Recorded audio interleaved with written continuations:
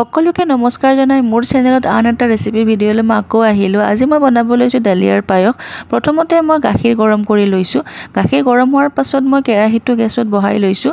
কেৰাহীত মই এবাটি ডালিয়া দিছোঁ আৰু ডালিয়া এবাটি দিয়াৰ পাছত মই 5 মিনিট সময় মই ল' ফ্লেমত মই লৰাই লৈছোঁ। লৰাই লোৱাৰ পাছত মই গাখীৰ দিছোঁ আৰু গাখীৰৰ পৰিমাণটো মই বেছিকৈ ৰাখিছোঁ, কাৰণ পায়স বনালে গাখীৰৰ পৰিমাণটো বেছিকৈ ৰাখিব লাগে, সকলোৱে জানেই সেইটো কথা।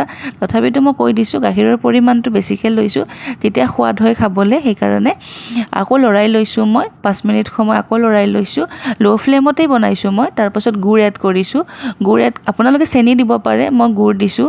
আপোনালোকে যদি চেনি দিয়ে তেনেহ'লে চেনিও দিব পাৰে।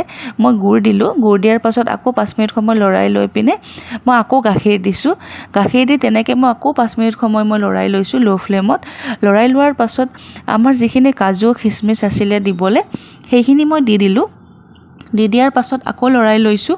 লৰাই লোৱাৰ পাছত আমাৰ পায়স ৰেডিয়ে হৈ গ'ল খাবলৈ। আৰু যদি মোৰ চেনেলত আপোনালোকে এনেকুৱা সৰু সৰু ৰেচিপি ভিডিঅ' চাব বিচাৰে তেনেহ'লে মোৰ চেনেলটো লাইক, শ্বেয়াৰ, ছাবস্ক্ৰাইব কৰি দিব।